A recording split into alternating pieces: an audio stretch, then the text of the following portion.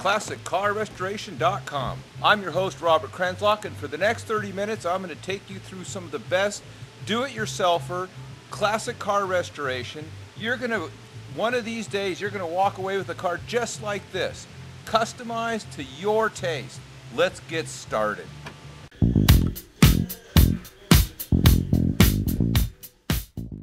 Welcome back to ClassicCarRestoration.com, where you can get your classic vehicle fixed up for a reasonable cost, because we show you how to do it.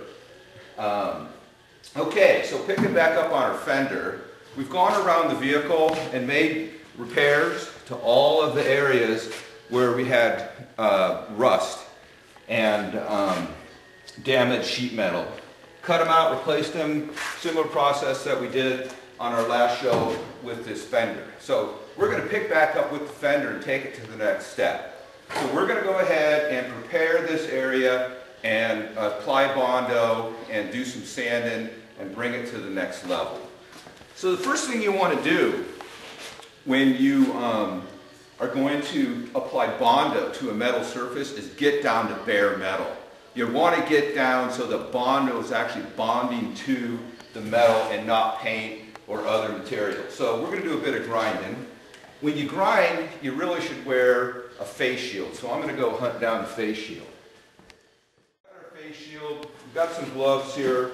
I got criticized on the last show for not using safety in all or personal protective gear all the time. So we're going to pick up on that and start using some personal protection when we're doing these grinding operations. So we got ourselves a heavy-duty sanding wheel on here. You don't really need a grinding wheels per se, but you need a probably a 30 grit sanding disc.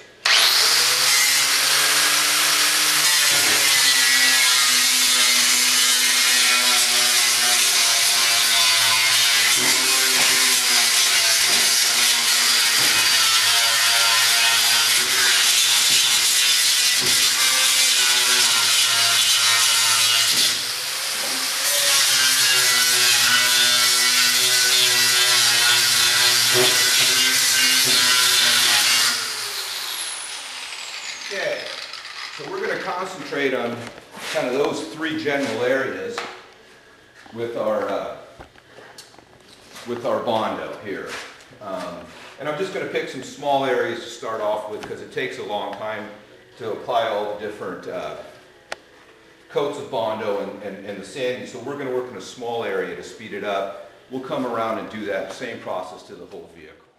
So now that we've got our surface prepared, we're going to go ahead and mix up some Bondo body filler, okay? You can buy this stuff at your local hardware store or automotive shop. You basically have your Bondo, which is the filler, and then you have an epoxy hardener here.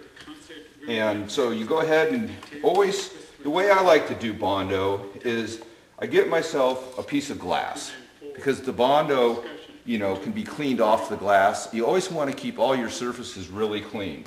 The way you clean the Bondo is with lacquer thinner. The lacquer thinner basically dissolves it. So before you start, you need some basic things. You need your lacquer thinner, you need some heavy-duty steel wool, you need a rag, putty knife, your mixing surface, okay, and don't forget the spreader. Got to have the spreader. These are disposable. You can pick them up in a pack of different sizes, and so I usually like to use about that much Bondo, unless I'm doing super heavy-duty body filling, but you just don't want to get too much surface area in play at the same time. You want to kind of concentrate on an area, get it good, and then move to the next one. So put yourself some Bondo on that piece of glass. Take a little bit of the hardener, okay, and just squirt a little dab on top. A little dab will do you. I don't even know what the ratio is. You can read the instructions, but I just, you know, you want it, and I do proportional, so if I mix more Bondo, bigger dab.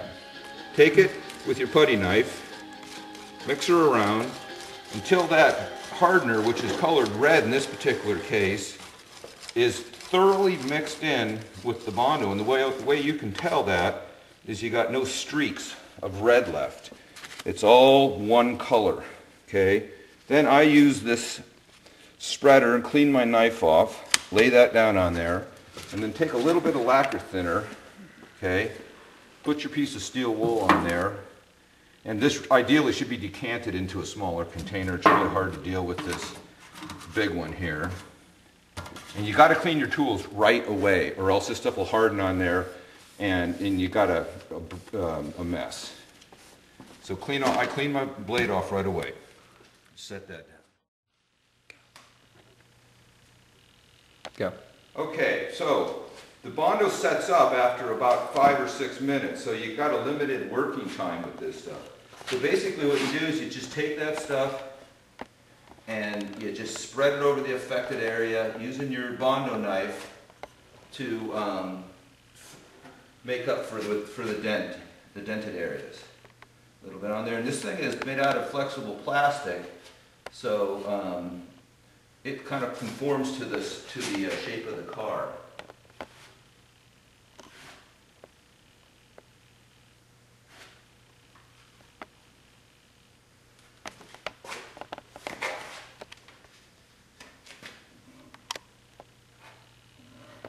So you just go ahead and work her in there. The first coat, you're not going to get it perfect. It's a multi-stage process, so you don't have to get it perfect on the first one.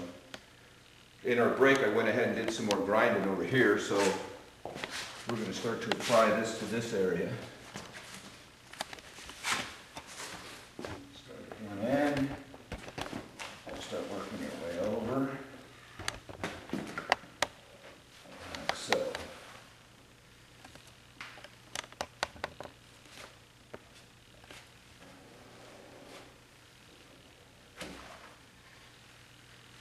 You always kind of want to have an area pre-ground so you can use up your extra Bondo.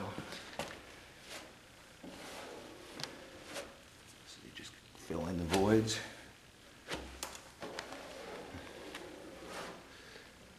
This car was had extensive corrosion on it, and so we got a lot of body work to do.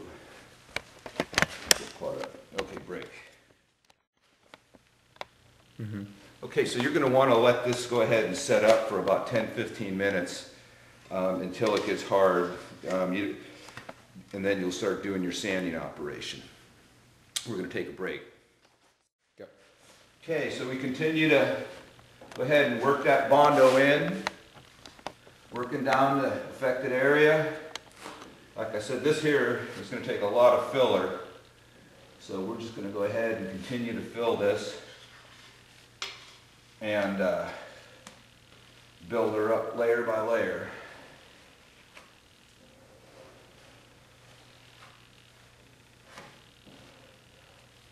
It's kind of like painting. You got to get a base coat on there.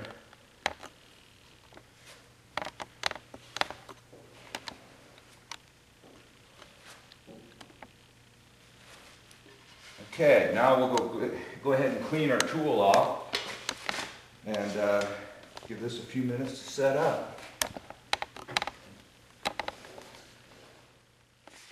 Like I said, you got to keep your tools clean. So this stuff here, the lacquer thinner on the steel wool, just removes that stuff. The lacquer thinner dissolves it, and the steel wool just kind of cuts it up.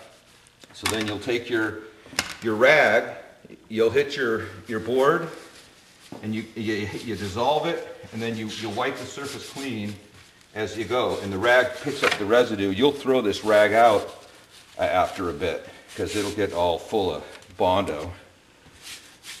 Get the back side.